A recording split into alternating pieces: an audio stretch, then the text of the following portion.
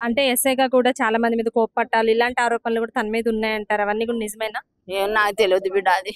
అమ్మ నాకు తెలియదు, అలాంటి నాకు తెలియదు. తెలియదు, నాకేం తెలియదు బిడ్డ. చీరల్లో చేసిండు, కాంపల్లి చేసిండు, గూడూరులో చేసిండు, మైబాద్లో చేసిండు. అక్కడ నుంచి భద్రాచలం జిల్లా అని వచ్చిండు. ఇప్పుడు ఎంతమంది పిల్లలు వాళ్ళు? ఏమిటి? ఒక కొడుకు ఒక బిడ్డ. అమ్మ ఎన్ని సంవత్సరాలు? 3వ సంవత్సరం పోయి 4వ సంవత్సరం పడింది. మన ఒక బాబాకి 6వ సంవత్సరం పడింది. అమ్మా వాళ్ళ పరిస్థితి ఏంటనుకుంటున్నారు? వాళ్ళ పరిస్థితి ఏమంటది అనుకుని ఏమనుకుంది తల్లి? ఆస్తి మొత్తం రాయాలమ్మా. నాకు ఆస్తి మొత్తం రాయాలి.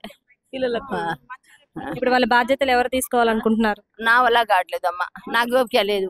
కింద లేస్తే నిలబడే పరిస్థితులు లేవు. నేను వాళ్ళ అమ్మ నాన్న చేస్తుందా, ఆయన డ్యూటీ మేనేజ్ చేస్తుందో నాకు తెలియదు. ఇప్పుడు నాకు ఓపిక లేదు. ఇన్ని రోజులు చేసినాం. వాళ్ళ అమ్మ ఒక మంచి నీళ్ళు గిలాస్ ఇయ్యలేదు.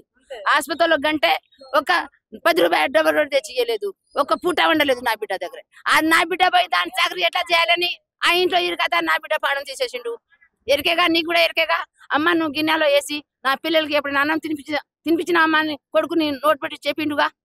అప్పుడు నీకు అర్థం కాలేదా? నీ మీదడికి మైండ్ చేయలేదా? మరి ఇవాళ నా బిడ్డ పోయి ఎట్లా జాగ్రత్త చేస్తుంది అనుకున్నావు? నువ్వు నా బిడ్డ పాడం మీద కూర్చున్నావు.